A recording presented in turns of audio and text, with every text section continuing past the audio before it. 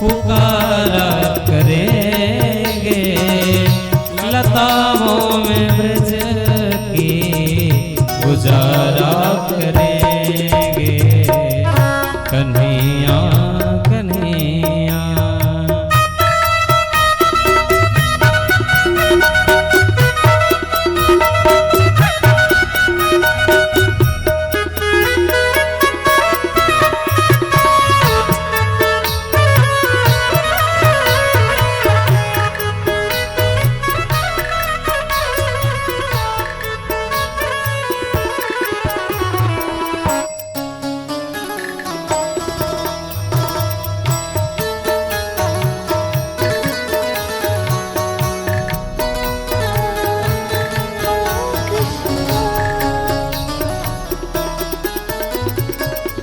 अगर रूठ जाएंगे हमसे बिहारी, अगर रूठ जाएंगे हमसे बिहारी, शरण पर उन्हें हम मनाया करेंगे, शरण पर उन्हें हम मनाया करेंगे। कन्हैया कन्हैया पुकारा करेंगे, लताओं में ब्रज की गुजारा करेंगे। कन्हैया कन्हैया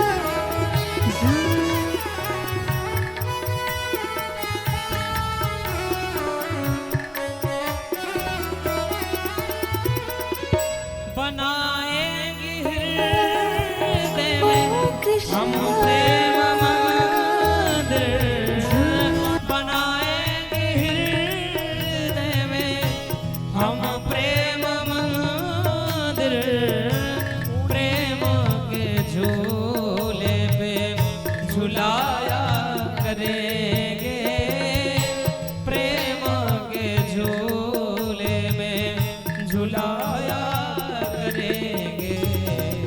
कन्हैया कन्हैया पुकारा करेंगे, लताओं में ब्रज की गुजारा करेंगे।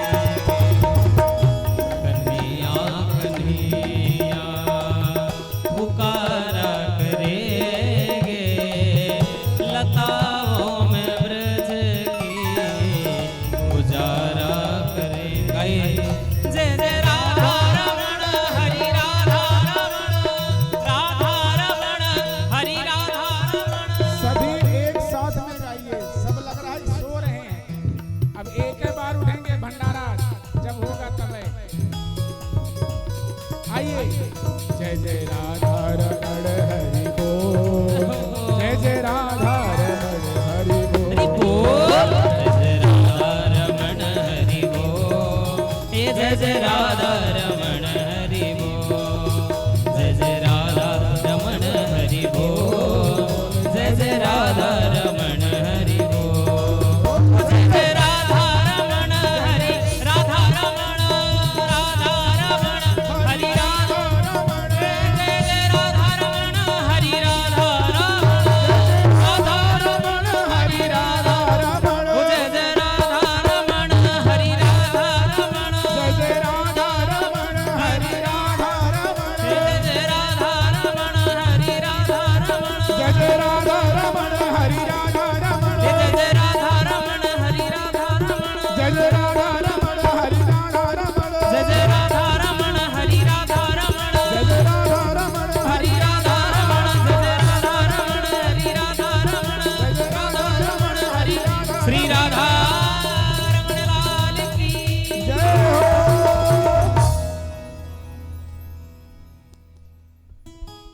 जब आप लोग चेतना में रहते हैं तो हमको भी आनंद आता है, नहीं तो आप लोग आराम से बैठे हैं, हम भी बैठे रहेंगे ऐसे। चेतना में रहिए। 6 दिन बीत गया, बीत ही रहा समझिए। कल तक आप लोगों से गवाएंगे बस, फिर कब मुलाकात हो कब ना हो क्या भरोसा इसका। इसलिए अवसर मिला है तो आनंद ले लीजिए, क्योंकि ये अवसर बार बार मिलने वाला नहीं है। पहले दिन ही कहा आपको ना कि जब कई जन्मों के सुकृत फलीभूत होते हैं, 1-2 जन्मों की नहीं, तब हम कहीं भागवत में बैठने के अधिकारी बनते हैं।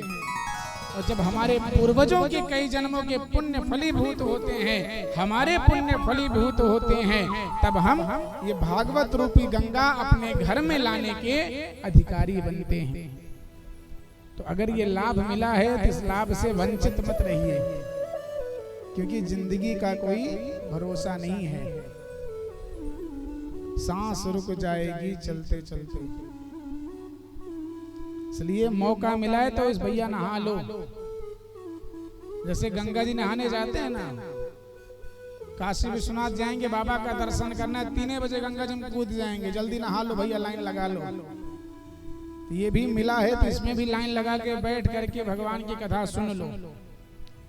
जो नीचे ना बैठ पाए वो चेयर कुर्सी पर बैठ जाएं, लेकिन आनंद भैया ले लो पूरा। आज जैसे ही गोपियों ने भगवान से प्रार्थना किया, हा नाथ रमण प्रेष्ठा त्वासी त्वासी महाप्रभो, हा नाथ, हा रमण, हा प्रेष्ठा, हे प्रभु कहाँ गए, कहाँ चले गए आप। तभी दूर में बैठी हमारी राधा रानी दिखी। सभी गोपियां राधा रानी को घेर कर खड़ी हो गईं। कहीं अरे ओ राधा, कन्हैया कहाँ गए। राधा कहती हैं कि देखो मैं सखियों, मैं कन्हैया के साथ चल रही थी, चलते चलते थक गई। कन्हैया को कहा तनी हमको अपनी गोदी में उठा लो, कंधे पर बैठा लो। जैसे ही मैं कन्हैया की कंधे पर बैठने लगी, कन्हैया यहाँ से अंतर ध्यान हो गए और कहाँ चले गए, मिल नहीं रहे हैं हमको। तो सारी गोपियां मिल करके एक ही स्वर में भगवान को पुकारती हैं, और आज वही गोपी गीत हो गया। महाराज इस गोपी गीत का पाठ जो नित्य करता है, तो भगवान की कृपा, भगवान का प्रेम उसको प्राप्त होता है। गोपियों ने बड़े सुंदर भाव से इस गीत को गाया है।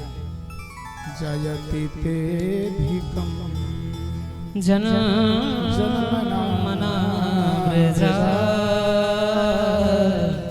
श्रयत इंदिरा शाश्वत। आप लोग बस साथ में ताली की सेवा करिए, हम सुना रहे हैं। जयति तेधिकम जनमना व्रजा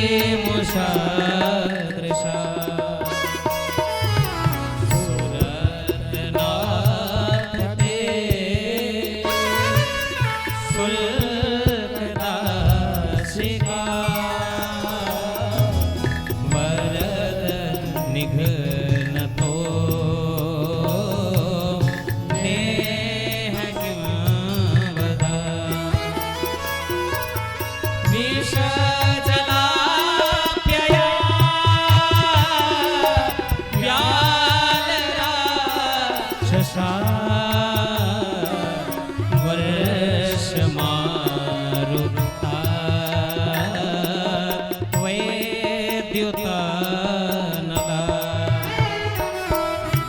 वृषमयात्मजा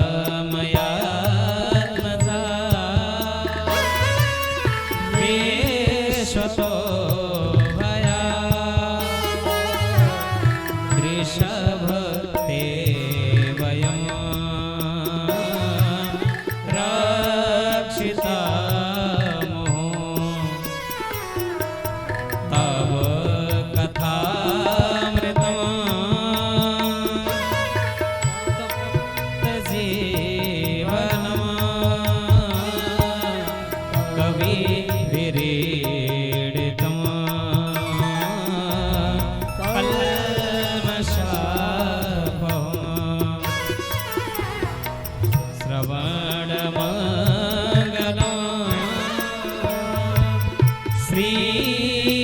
श्रीमदातकम् भुवि गृह्णन्ति ते भूरिदा जना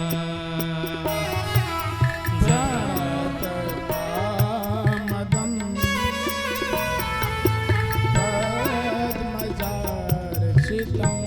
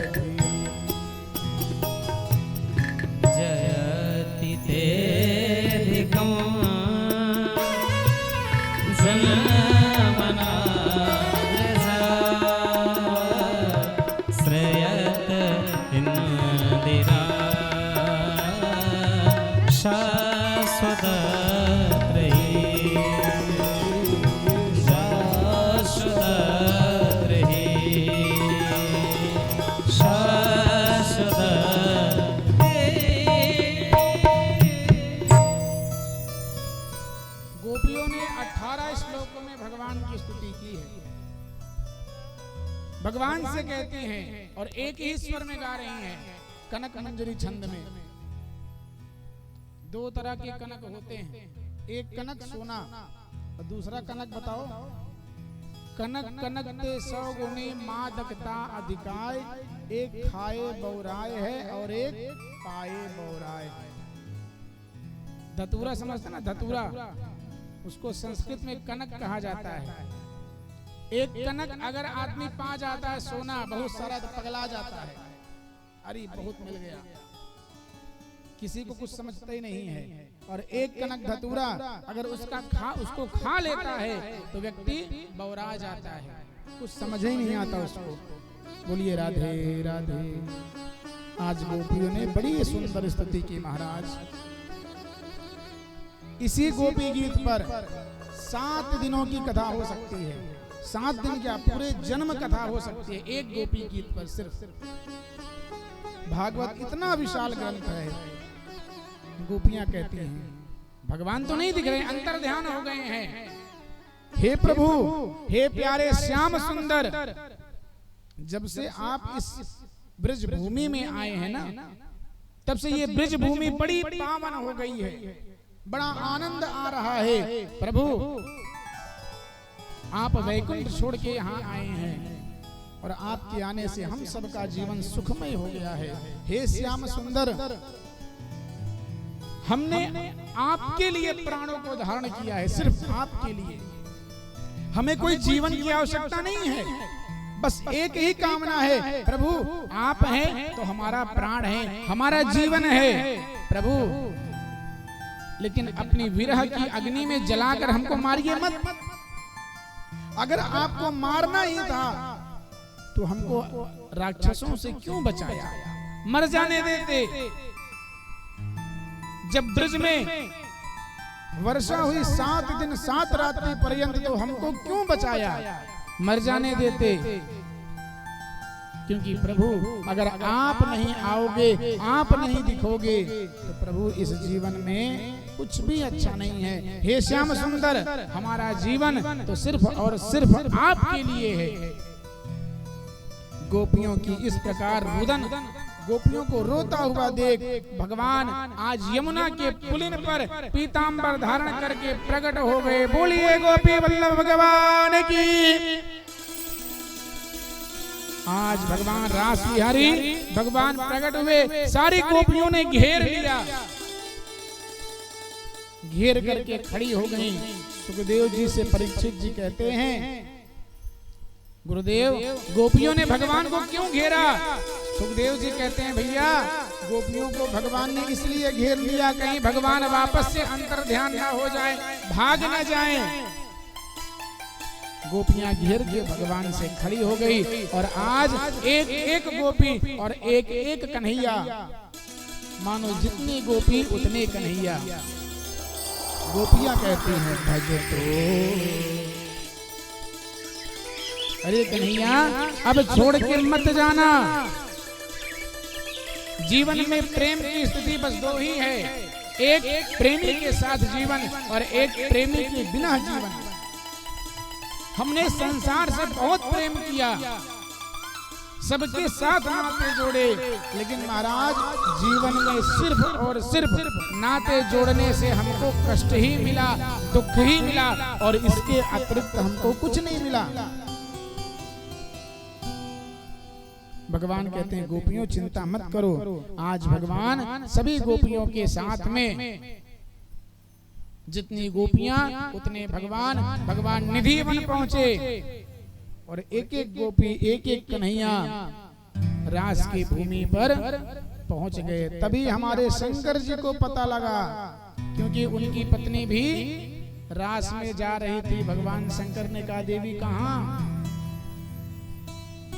पार्वती जी ने बोला, प्रभु कन्हैया रास रचा रहे हैं,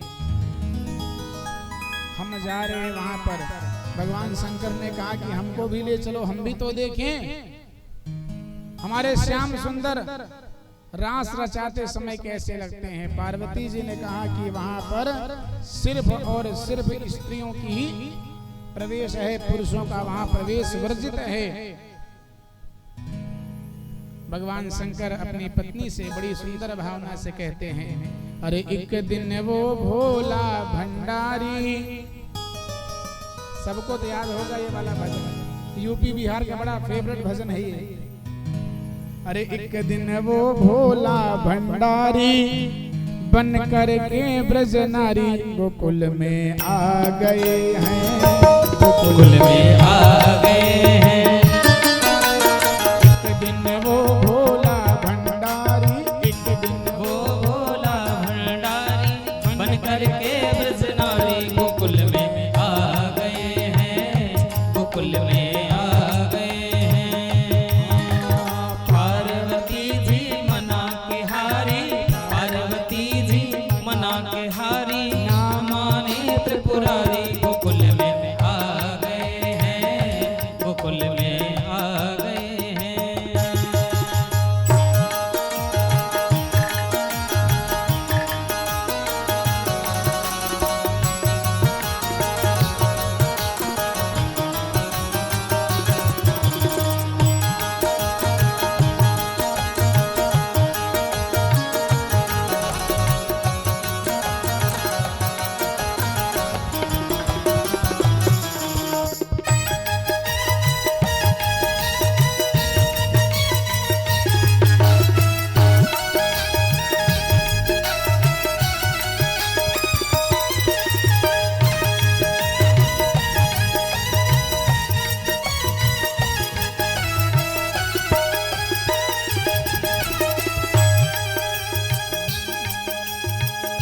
पार्वती से बोले, मैं भी चलूंगा तेरे संग में, तेरे संग में। पार्वती से बोले, मैं भी चलूंगा तेरे संग में, तेरे संग में। राधा संग श्याम नाचे,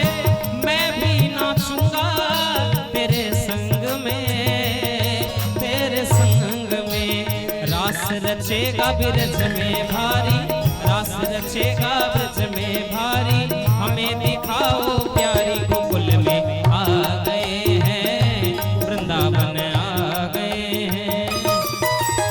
एक दिन भोले भंडारी बन करके ब्रज नारी गोकुल में आ गए हैं, गोकुल में आ गए हैं।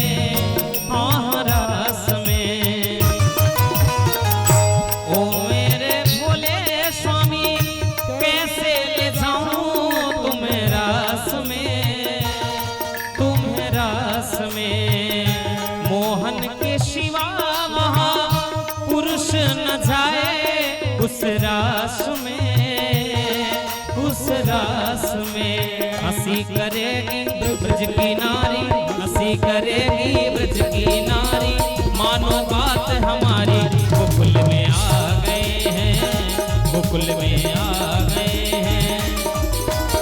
एक दिना भोले भंडारी, एक दिना भोले भंडारी बन करके ब्रज नारी गोकुल में आ गए हैं, वृंदावन आ गए हैं।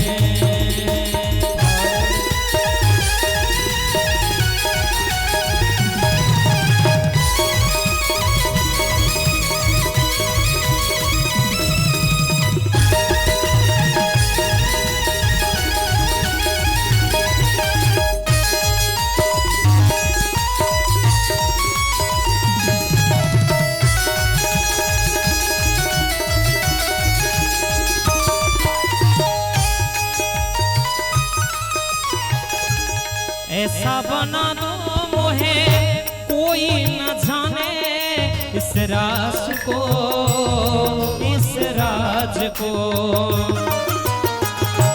ऐसा बना दो मोहे कोई न जाने इस राज को, इस राज को। अरे मैं हूँ सहेली तेरी ऐसा बताना ब्रजराज को, ब्रजराज को। बना के जूड़ा पहन के साड़ी, बना के जूड़ा पहन के साड़ी, चाल चले मतवारी गोकुल में आ गए हैं, वृंदावन आ गए हैं।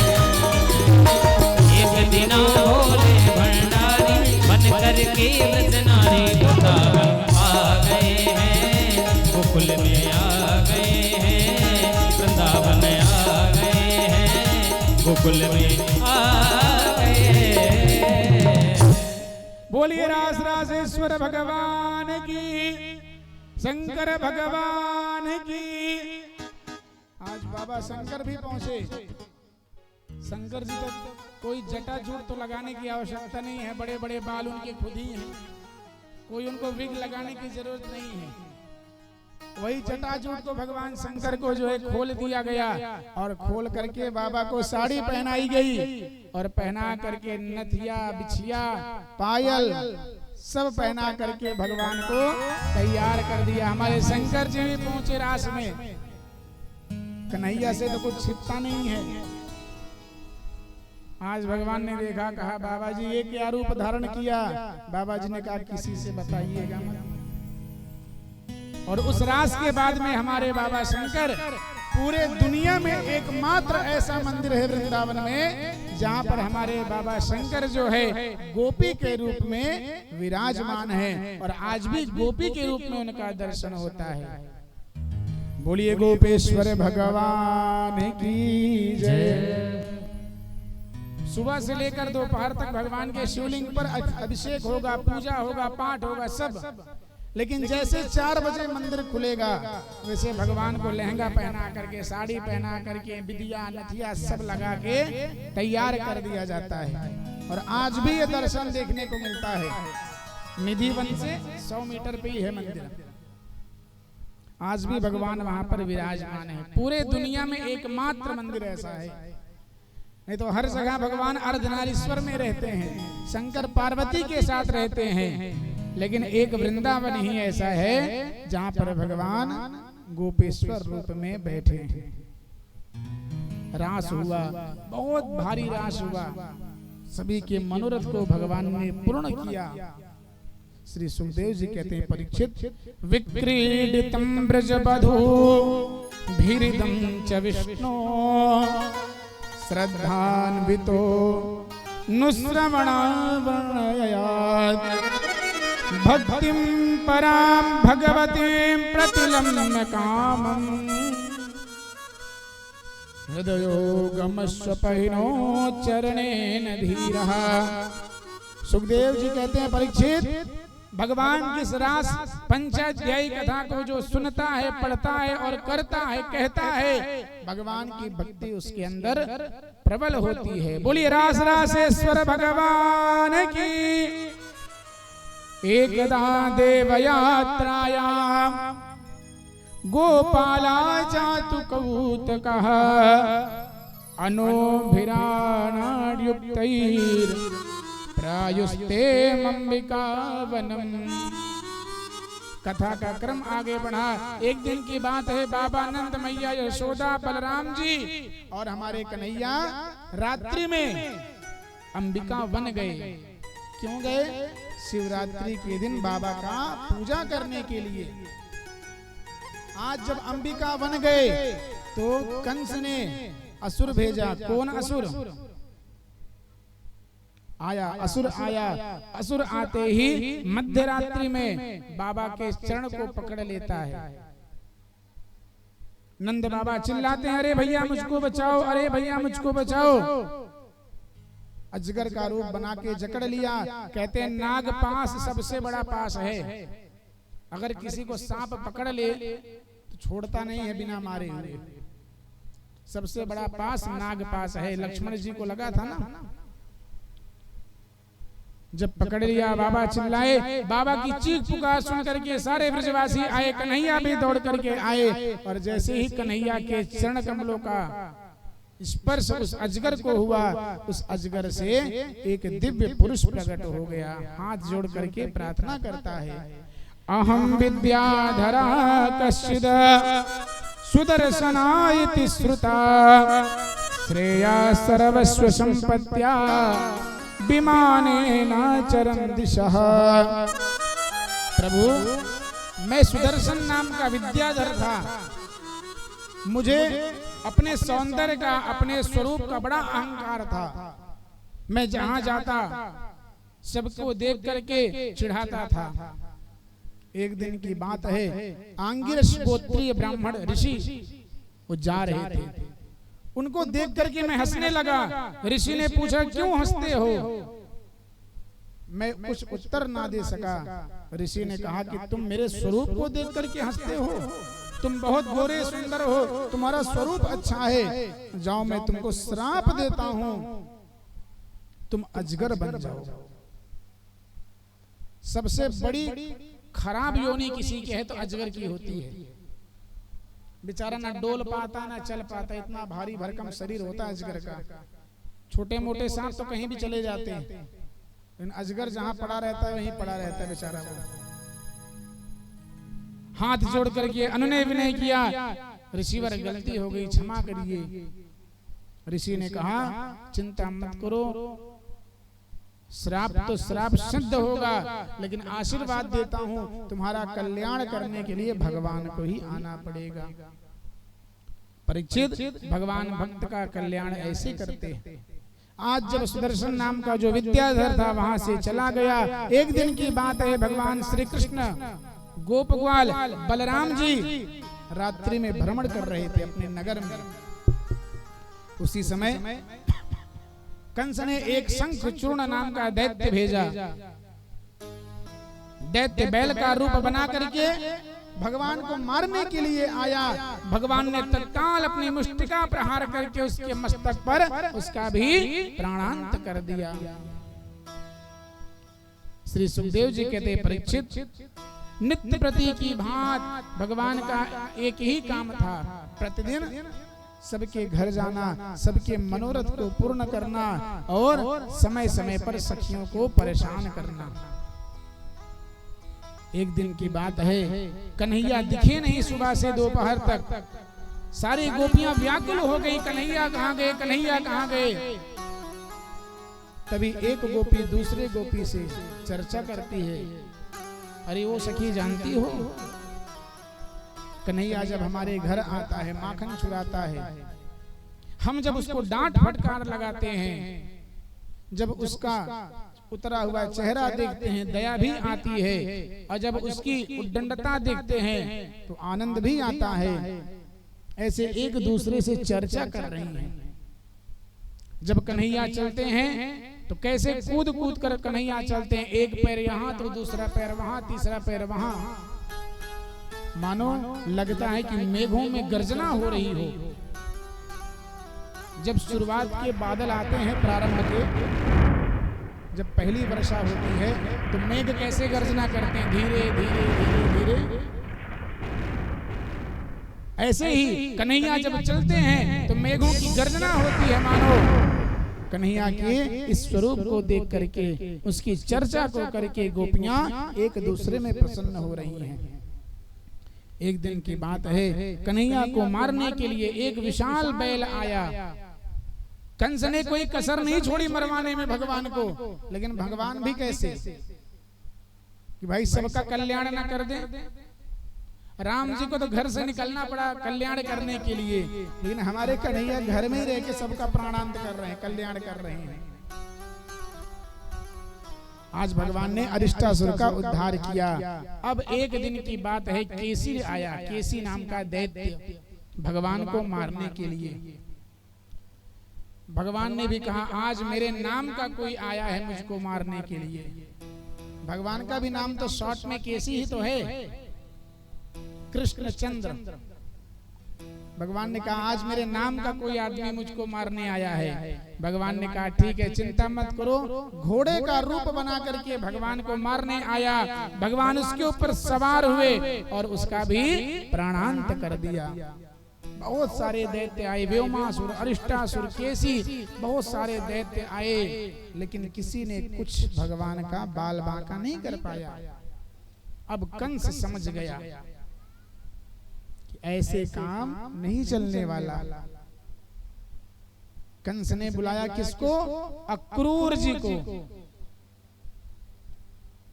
अक्रूर जी मथुरा में रहते थे, लेकिन कन्हैया का भजन करते, कन्हैया का नाम लेते। जैसे रावण के यहाँ कौन रहता था? विभीषण।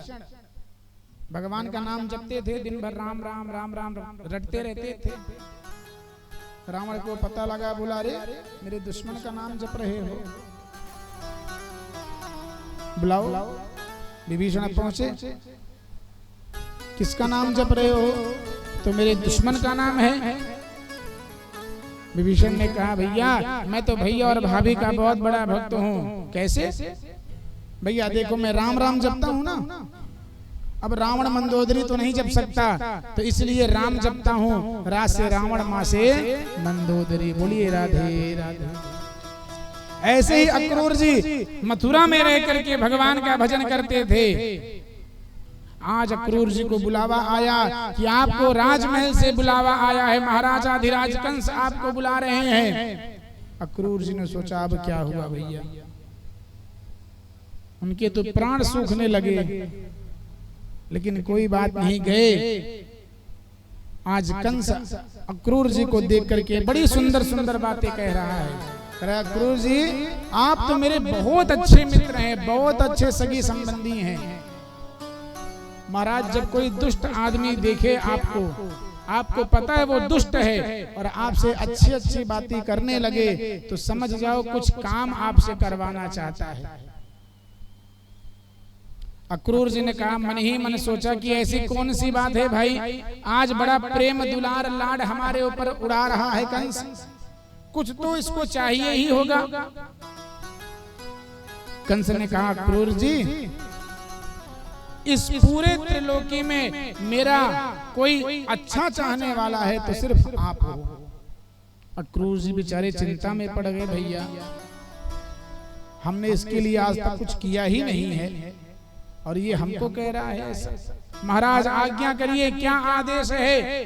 कंस ने कहा, आदेश तो कुछ नहीं है, एक छोटा सा काम है, एकदम छोटा सा काम, आदेश करिए महाराज। कंस ने कहा, एक काम करो, मुझको पता है वसुदेव और देवकी का बेटा कौन है और कहां पर है ये भी पता है। एक काम करो, तुम ब्रज की यात्रा पर जाओ, वृंदावन जाना और वृंदावन जा करके नंद और यशोदा के यहाँ से कृष्ण और बलराम को लेकर के यहाँ आओ। अब जब वो पूछे क्यों जा रहा है, क्यों जाना है, तो बोल देना मामा जी के घर में मल्लयुद्ध हो रहा है, घूमने जाएंगे, कुश्ती देखने जाएंगे। अब अक्रूर जी मन ही मन सोच रहे हैं, जिस कन्हैया ने अभी माखन मिश्री से हाथ भी नहीं धोया है और वो कन्हैया अब यहाँ क्या करने आएंगे। आज मन में विचार करते करते उस वृंदावन की यात्रा में निकले। अक्रूर जी सुबह वृंदावन की यात्रा को गए, लेकिन शाम तक वो ब्रज नहीं पहुंचे। परीक्षित जी कहते हैं, प्रभु वृंदावन से मथुरा की बहुत दूरी तो नहीं है, 2-3 कोस है बस, लेकिन सुबह से शाम हो गई। सुखदेव जी कहते हैं, परीक्षित अक्रूर जी मन ही मन विचार कर रहे हैं कि जिस कन्हैया के रूप के सौंदर्य को बड़े बड़े देवता गाते हैं, बड़े बड़े सिद्ध मुनि गाते हैं, आज उस रूप को मैं देखूंगा, लेकिन मन में ये भी कष्ट है वो छोटे से बालक हैं, कहीं कंस उनको मार ना डाले। ऐसा विचार करते करते प्रातः काल निकले, लेकिन शाम तक घर नहीं पहुंचे। जब गोधूली बेला हुई तब आज अक्रूर जी आज व्रज पहुंचे। व्रज पहुंच रहे हैं, मन ही मन विचार कर रहे हैं कि मैंने ऐसा कौन सा पूर्व जन्म का सुकर्म किया था कि आज मुझको हमारे कन्हैया का दर्शन होगा। किम मया चरितम भद्र किम तप्तं परमं तपः किम वथा यवादत्तं दक्षं दक्षाय मध्वना। ऐसा कौन सा पूर्व जन्म का मेरा सुकृत था कि मैं कन्हैया के दर्शन को प्राप्त करूंगा। ऐसा विचार करके आज सायंकालीन समय हुआ, गोधूली बेला में गाय अपने घर जा रही है गौचारण करके, उस गोधूली में धूल से सने हुए आज उस रथ के मध्य में अक्रूर जी बैठे हैं, नंद भवन के सामने उपस्थित हुए और आज अपने रथ से उतर के सबसे पहले मैया के पास गए, नंद बाबा के पास गए, उनको बैठाया गया, जल पान कराया गया। अब जो है बाबा पूछते हैं, अरे अक्रूर जी कैसे आना हुआ, क्या बात है, क्यों आए हो? तब अक्रूर जी कहते हैं कि मथुरा से संदेशा आया है। किसका? महाराज कंस का, आपके दोनों बेटों के सहित सभी ब्रजवासियों को लेकर के मथुरा बुलाया है। नंद बाबा ने कहा, क्यों बुलाया है? तब अक्रूर जी कहते हैं कि वहां पर मल्लयुद्ध किया गया है, मल्लयुद्ध होगा, उसको देखने के लिए बुलाया गया है, कुश्ती देखने के लिए, मेले में घूमने के लिए। प्रभु हम ये सोचते हैं कि आपके दोनों बच्चे सहित आप चलिए। आज जैसे ही मैया के कानों में ये आवाज गई कि हमारे कन्हैया और बलराम जी मथुरा जाएंगे। कन्हैया आज मैया के मानो शरीर में प्राण ही ना बचे हों। जो माँ यशोदा अपने कन्हैया को एक पल भी अपने नजर से दूर नहीं रखती थी, वो सुन रही है कि मेरे बच्चे आज जो हैं मथुरा जाएंगे। इतने में गोपियों को पता चला। गोपियां दौड़ी भागी आई, आकर के पूछती हैं क्या बात है। शाम का समय हुआ, अक्रूर जी भोजन प्रसाद ग्रहण किए, सो गए और प्रातः काल उठ के स्नान ध्यान संध्या वंदन किया। और संध्या वंदन करके जैसे ही अक्रूर जी अपने रथ पर बैठने लगे, कन्हैया को लेकर के जाने के लिए उद्यत हुए। कन्हैया बैठे, नंद बाबा बैठे, बलराम जी बैठे, सारे गोप ग्वाल जितने थे सब अपने अपने बैलगाड़ी पर बैठ के चलने लगे। तभी तक हमारी गोपियां आई सामने। गोपियां क्रूर से कहती हैं, अरे क्रूर, तुझे तनिक दया नहीं आ रही है कि जिस कृष्ण के, जिस कन्हैया के एक छवि को देखने के लिए हम अपने सारे कामों को त्याग देते हैं, सिर्फ कन्हैया को देखने के लिए। और आज तू कह रहा है कि हम कन्हैया को 2 दिनों के लिए मथुरा ले जाएंगे। तू क्या चाहता है कि हम कन्हैया के वियोग में मर जाएं? अक्रूर, तेरा नाम उस परमात्मा ने सही रखा है। ब्रह्मा जी ने तेरा नाम अक्रूर रखा तो ठीक है, लेकिन तू काम तो क्रूर कर रहा है। आज गोपियां ब्रह्मा को डांट लगा रही हैं।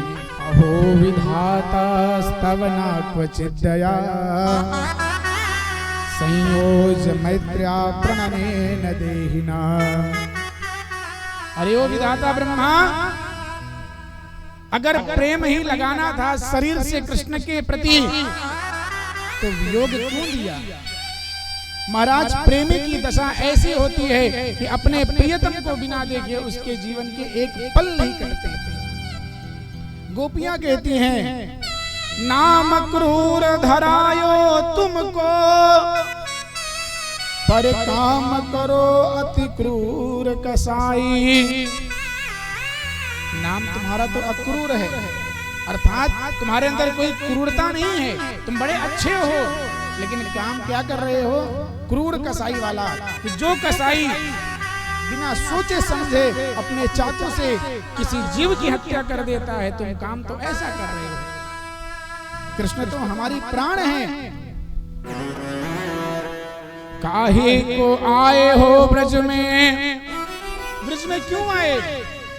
हंसती ब्रज नारिन को दुखदाई। आए तो ठीक है, कोई बात नहीं, लेकिन अब ये चाहते हो कि ये जो ब्रज नारियां प्रसन्न हैं, कन्हैया के प्रेम में हैं, अब इनको दुख देने आए हो तुम। कहा तुमको कहू लाज न आई, तुमको लाज नहीं आ रही है कि लेत छुड़ाए प्राणन के प्राण। अरे अक्रूर, तुमको तनिक लाज नहीं आ रही है कि हमारे प्राण को हमारे शरीर से निकाल के ले जा रहे हो? अक्रूर जी मौन है, क्या बोले, क्योंकि प्रेमी के सामने कुछ बोला ही नहीं जा सकता। मोहन लाल बिना सजनी, सखियां एक दूसरे से कह रही हैं कि मोहन लाल बिना सजनी, अब कौन सहे यह विरह की खाई। अब मोहन नहीं होंगे तब ये विरह की खाई कौन सहेगा? गोपियां रुदन कर रही हैं। नैन झरे मद मस्त गयंद सो। आज गोपियों के अश्रुओं से जल बूंदे नहीं निकल रही हैं महाराज, बूंदों के साथ में प्रवाह निकल रहे हैं अश्रुओं के। मौन धरे अक्रूर खड़े हैं। अक्रूर जी आज मौन खड़े हैं, कुछ नहीं बोल सकते। क्या बोले? बोलने के लिए शब्द नहीं है। अक्रूर जी को सब पता है, लेकिन बोले भी तो क्या बोले? गोपियन सब मिल पाए परी, पर भाग्य हमारे ही खोटे बड़े हैं। आज गोपियां सभी किसके पैर पकड़ रही हैं? कन्हैया के नहीं पकड़ रही हैं, अक्रूर के। अरे अक्रूर क्यों ले जा रहे हैं?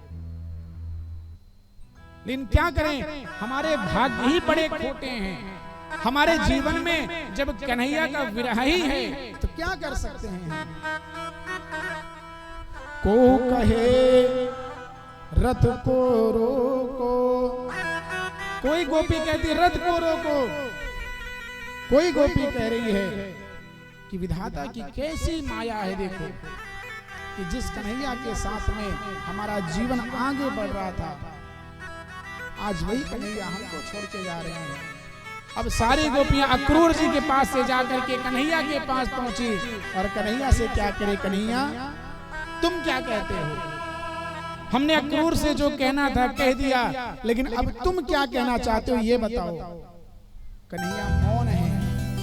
कन्हैया कहते हैं देवी परसों आगमिष्यामि, परसों आ जाऊंगा, जाने दो। गोपियां कहती अगर तुम आज चले जाओगे तो परसों आने की कोई निश्चितता थोड़ी है, गारंटी थोड़ी तुम आओगे। फिर पूछती अगर तुम्हारा जाना ही है तो जाओ, हम तुमको मना नहीं करते। आज जो है कन्हैया रथ पे सवार हुए, गोपियां अंतिम बार कहती हैं कि कन्हैया अगर जा रहे हो तो इसको सुन करके जाओ, इतना ही मत जाओ, हम जो कह रहे हैं उसको करके जाओ। जा रहे हो तो जाओ कन्हैया, लेकिन इतना रहम करके जाओ। कन्हैया जा रहे हो तो जाओ, लेकिन इतना रहम कर दो, दिल तो पहले ही तुम ले चुके हो, अब तो प्राणों को भी लेके जाओ। कन्हैया जा रहे हो तो जाओ, अब हम इस प्राण को लेकर के जीवित कब तक रहेंगे? एक न एक दिन तो मरना ही है, तो आपकी विरह में मरने की अपेक्षा एक काम करो, अपने प्राण अपने हाथों से ले जाओ। जा रहे हो तो जाओ, ब्रज छोड़ कर सबका दिल तोड़ कर, प्रेम ब्रज सा कन्हैया नहीं पाओगे, नहीं पाओगे। जा रहे हो तो जाओ, ब्रज छोड़ कर सबका दिल तोड़ कर, प्रेम ब्रज सा कन्हैया नहीं पाओगे, नहीं पाओगे। जा रहे हो तो जाओ।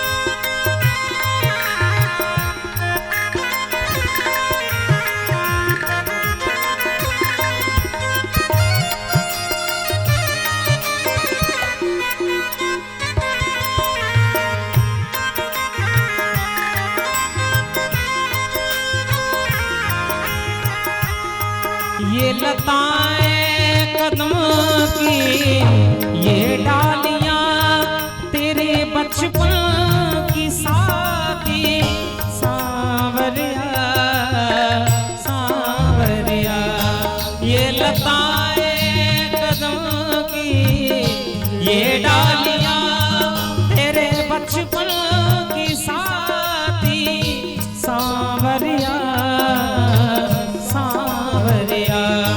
कुंज गलियां कहानी तेरी गा रही शाम, तेरी गा रही ऐसी गलियां कन्हैया नहीं पाओगे, नहीं पाओगे।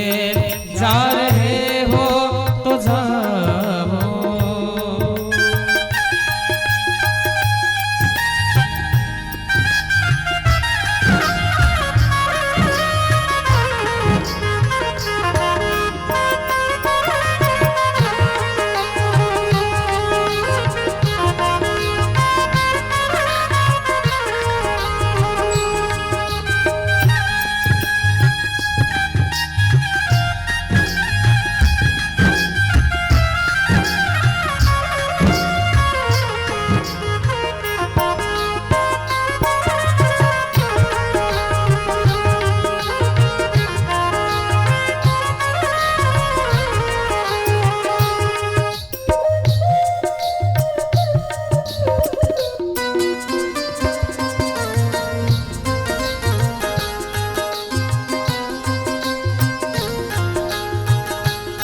प्रेम करके दीवाना बना के हमें, प्रेम करके दीवाना बना के हमें छोड़ जाते हो किसके सहारे हमें, सहारे हमें। प्रेम करके दीवाना बना के हमें छोड़ जाते हो किसके सहारे हमें, सहारे हमें। नंद मुरली के जैसे दीवाने हुए, दीवाने हुए ऐसे पागल कन्हैया नहीं पाओगे, नहीं पाओगे। जा रहे हो तो जाओ ब्रज छोड़ कर सबका दिल तोड़ कर, प्रेम ब्रज सा कन्हैया नहीं पाओगे, नहीं पाओगे, नहीं पाओगे, नहीं पाओगे, नहीं पाओगे, नहीं पाओगे। गोपियां कहती हैं प्रभु अगर जा रहे हो तो जाओ, लेकिन अगर इस ब्रज जैसा प्रेम मिल जाए तो कहना। दिल तो पहले ही तुम ले चुके हो, अब तो प्राणों को भी लेके जाओ। प्रभु आपके लिए हमारा जो प्रेम था, आपके लिए समर्पित था, अगर अब भी मन नहीं भर रहा है, जाना चाहते हो, मना करने के बाद भी तो चले जाओ, हम मना नहीं करेंगे। प्यारे, प्रेम विरहा में जल जाएंगे हम, तेरे जाने से मर जाएंगे हम। प्रभु आपकी प्रेम विरह में हम मर जाएंगे, जल जाएंगे। अगर चले गए तो प्रभु याद रखना हमारा शरीर बचेगा नहीं। कैसे दीदार कर पाएंगे हम, प्रभु हम आपका दीदार कैसे करेंगे, आपको देखेंगे कैसे। यूं न हमको तड़पा के जाओ, प्रभु जाना हो तो जाओ, लेकिन ऐसे तड़पा के मत जाओ। आज जाओगे जो छोड़ कर, क्या न आओगे फिर लौट कर। कन्हैया अगर आज छोड़ के जा रहे हो तो इसकी हमको सांत्वना दो कि हम लौट के आएंगे। आज जाओगे जो छोड़ कर, क्या ना आओगे फिर लौट कर, क्या ना आओगे फिर लौट कर।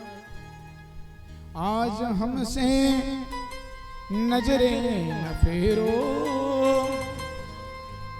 कन्हैया आज हमसे नजर मिलाओ, नजरें फेरो मत, मुंह छिपा के मत जाओ। जाते जाते न हमको रुलाओ। कन्हैया एक बार देख लो बस, अब दोबारा हम कभी नहीं कहेंगे कि तुम हमारी तरफ देखो। लेकिन आज कन्हैया सिर झुका के नीचे देख रहे हैं महाराज, यही तो प्रेम की दशा है। संसार में कोई हमसे प्रेम करता है तो कहता है कि हम चांद तारे तोड़ लाएंगे, तुम्हारे लिए मर जाएंगे। माई बाप जब मरने की बात आती है तो कोई नहीं मरता मराता, सब यही रहते हैं। संसार का प्रेम तुच्छ है, लेकिन अगर परमात्मा के प्रति प्रेम हमारा है तो वो पूर्ण प्रेम है। प्यार के मोड़ पर मिल गए हो अगर, उम्र भर साथ देने का वादा करो। अरे आ गए हो तो आने जाने की जिद ना करो, जा रहे हो तो आने का वादा करो, जा रहे हो तो आने का वादा करो। इंतजार करेंगी तुम्हारा, भूल जाना न प्यारे हमको। जाते जाते दिलों में हमारे अपनी सूरत बना के तो जाओ। कन्हैया अगर जा रहे तो कोई बात नहीं, जाओ, लेकिन हमारे मन में अपनी मूर्ति बैठा के जाओ कि जब मन हो तब आपको देख लें और हमारे मन को सांत्वना मिले कि हंसे हेरी हमारी ये विश्व पीजन, बह गयो बह गयो बह गयो री, हठ ठोर कठोर स्नेह की ठोकर, दे गयो री। नंद राम जते विरहानल में, तन तय गयो जी, चित मोर चुराई के चोर सखी, श्याम लय गयो री, श्याम लय गयो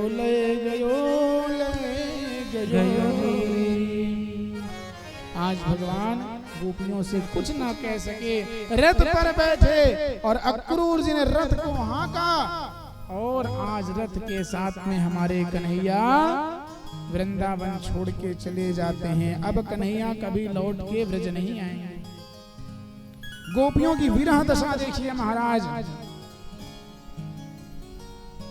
गोपियां रो रही हैं।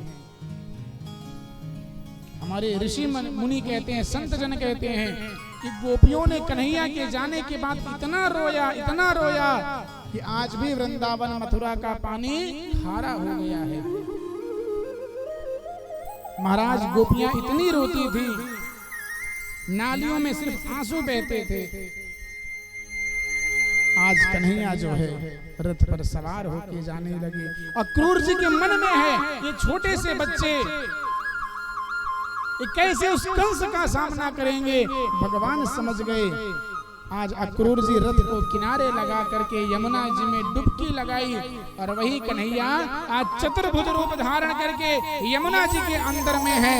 कन्हैया को देख करके अक्रूर जी कह रहे, जिस कन्हैया को रथ पर बैठा गया था वो नीचे कैसे, और जब ऊपर आकर के देखे तो कन्हैया रथ पर बैठे हैं, हाथ जोड़ के प्रणाम करते हैं। न तो उसमें हम त्वाखल है तू, नारायणम पुरुषमाद्यम। अरे प्रभु मैं समझ गया आप कौन हैं, अब मेरे मन से वो डर खत्म हो गया। आज कन्हैया रथ पे सवार हुए, पहुंच गए अपने मामा के घर। मामा जी का घर कहाँ है? मथुरा में। बोलिए राधे राधे। आज कन्हैया मथुरा पहुंचे और मथुरा पहुंचते ही सायंकाल के समय में कन्हैया आज घूमने निकले। जैसे रामावतार में धनुष भंग करने के लिए हमारे राम जी मिथिला में घूम रहे थे, आज वही कन्हैया कंस को मारने के लिए, और कंस के यहाँ धनुष रखा था उसको तोड़ने के लिए हमारे कन्हैया। गोपियां झरोकों से देखती हैं, अरे पूतना को मारवे वारो यही है, केसी को मारवे वारो यही है, इन एक साथ छोड़ो। कन्हैया सबको देख के मुस्कुरा रहे हैं, लेकिन रामावतार में तो भगवान राम जी अपना सिर नीचे करके चल रहे थे ना। कन्हैया सबकी तरफ देखते हैं।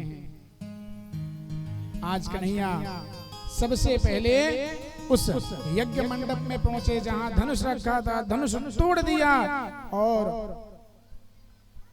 सभी को पता चल गया कि भैया कंस को पता चला कि आज ये धनुष टूट गया है। अब धनुष टूट गया तो अब हमारा भी बचना शेष नहीं है। कन्हैया जब जा रहे थे तो रास्ते में सबसे पहले उनको धोबी मिला। कन्हैया के मित्रों ने कहा, अरे भैया देख तेरे मामा के यहाँ आए हैं, तेरे मामा इतने बड़े राजाधिराज महाराज हैं और हमें पुराने पुराने कपड़े पहन के तेरे मामा के यहाँ जाएंगे तो क्या इज्जत रहेगी। दो जगह जाना हो तो बहुत सज बज के जाना चाहिए। कहाँ? एक अपने ससुराल और एक अपने पिताजी की ससुराल, अपने मामा जी के यहाँ। जब दो जगह जाओ तो अच्छा अच्छा कपड़ा पहनो, खूब सेंट परफ्यूम इत्र लगा के जाओ।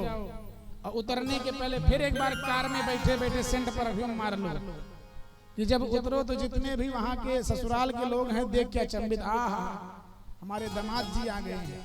और जब मामा जी के यहाँ जाओ तो वैसे एकदम चकाचक कपड़ा पहन के एकदम साज बाज ठाट बाट के जाइए। भाई लगे ना कि मामा के गांव आए हैं।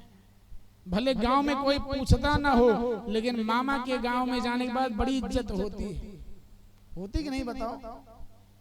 दो चार थप्पड़ किसी मामा के गांव के बच्चों को मार भी दे तो कोई बार बोलने वाला नहीं। अरे 2 दिन के लिए आया है, बहन का बेटवा है, छोड़ दो। लेकिन वही अपने गांव में किसी को छू भी दो तो मार लात फोड़ फाड़ देगा पूरा। बोलिए राधे राधे। इसलिए 2 जगह जाइए तो बहुत सज बज के जाइए, और 2 जगह जाइए तो जितना सरल हो सके उतना सरल जाइए। एक अपने बहन के घर और दूसरा अपने पिताजी के बहन के घर, अपने बुआ के घर। 2 जगह बड़ा सरल जाइए, जितना साधारण से जा पाइए। आज कन्हैया जैसे धोबी को देखते हैं, धोबी से कहते हैं भैया हमको भी पहनने के लिए कपड़ा वगैरह दे दो। गोपी देखते ही भगवान को बड़ी खुद कहता, अरे आपको पता नहीं हम महाराज कंस का कपड़ा लेकर के जा रहे हैं और तुम गोप ग्वालों को वस्त्र दे देंगे? भगवान को भला बुरा कहने लगा। भगवान ने जोर का एक तमाच मारा, गिर करके उसका प्राणांत हो गया। और जितना कपड़ा लिया था भगवान के जो मित्र थे सब पहनने लगे। 4-4 हाथ के बच्चे और 8-8 हाथ के आदमियों का कपड़ा। तो महाराज जब रास्ते में चल रहे हैं तो पूरा पोछा लगाते चल रहे हैं। जैसे अभी बहुत लोग पहनते हैं ना, कपड़ा पहन लेंगे तो पूरा घर साफ होते चलता रहता है। बोलिए राधे राधे। बताओ गलत बोल रहे हो तो? आज जो है उस दृष्टि को देख करके जो दर्जी था, दर्जी आया, अरे प्रभु अगर आपकी आज्ञा हो तो मैं एक कपड़ा सिल के ठीक ठाक बना दूं आपके नाप का। भगवान ने कहा बना दो। बना दिया भगवान से। भगवान ने कहा क्या चाहिए? कहा प्रभु कुछ नहीं, बस आपकी कृपा दृष्टि बनी रहे बस। भगवान ने कहा चिंता मत करो, खूब फलोगे फूलोगे।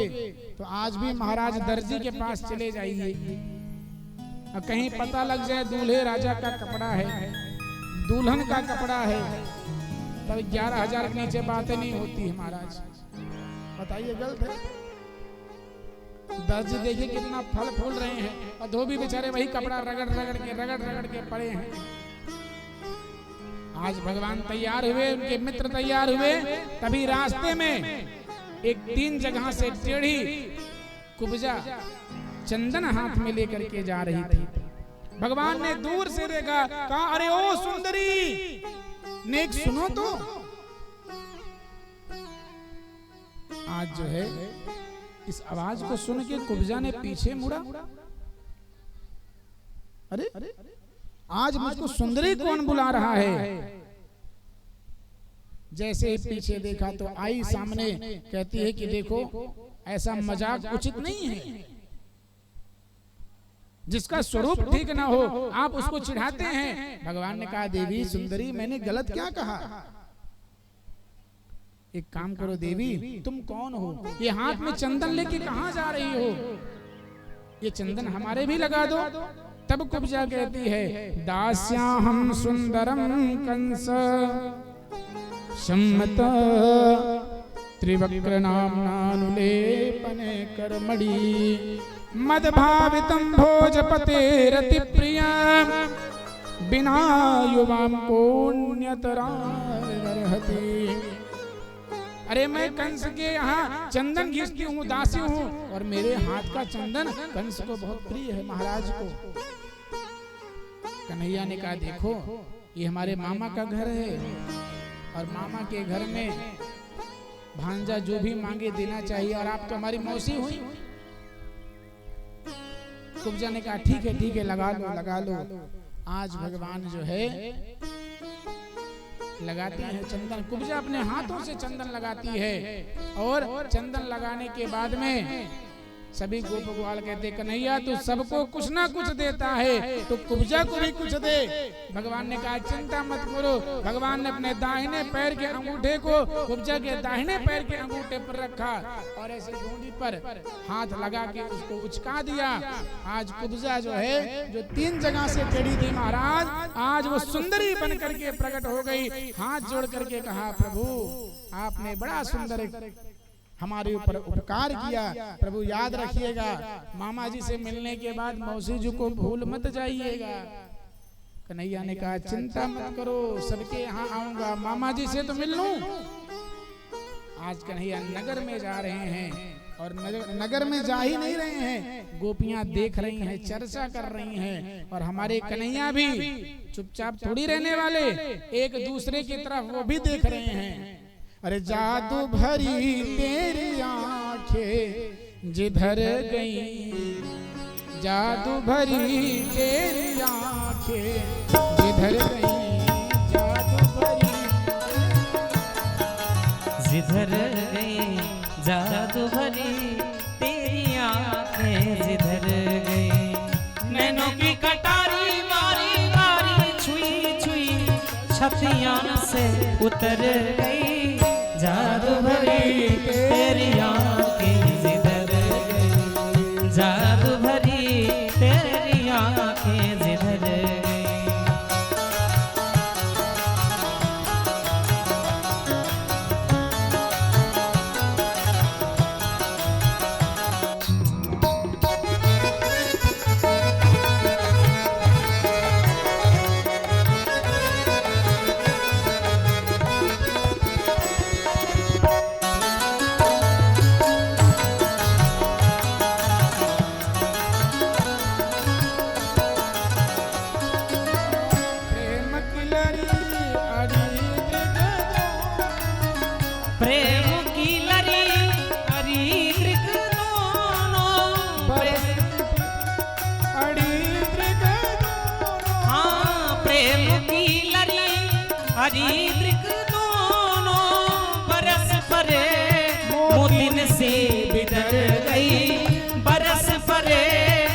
दिन सी बिखर गई, जादू भरी तेरी आंखें जिधर गई, जादू भरी तेरी आंखें जिधर गई, जादू भरी तेरी आंखें जिधर गई। नैनों की कटारी मारी मारी छुई छुई, ओ नैनों की कटारी मारी मारी छुई छुई छतियां से उतर गई, जादू भरी तेरी आंखें जिधर गई, जादू भरी तेरी आंखें जिधर गई।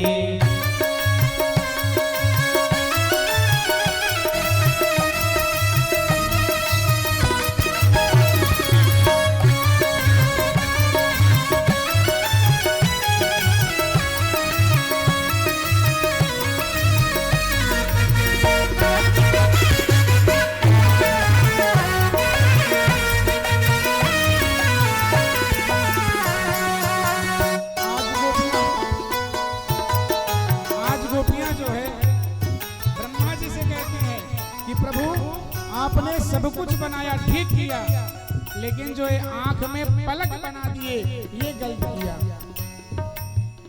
गलत क्यों किया प्रभु? ये पलकें जो हैं उस कन्हैया के दीदार को देखने के लिए बीच में अवरोध करती हैं, बार बार पलक गिर जाती है प्रभु, और हम कन्हैया के दीदार में, कन्हैया का दीदार में अवरोध आता है। प्रभु आपने गलत किया, आपको पलकें नहीं बनानी चाहिए। अब पल पल तरत नहीं तारे, अब पल पल तरत नहीं तारे, छिन छोरत जनु जान निकल गई, छिन छोरत जनु जान निकल गई, जादू भरी तेरी आंखें जिधर गई, जादू भरी तेरी आंखें जिधर गई। नैनों की कटारी मारी मारी छुई छुई,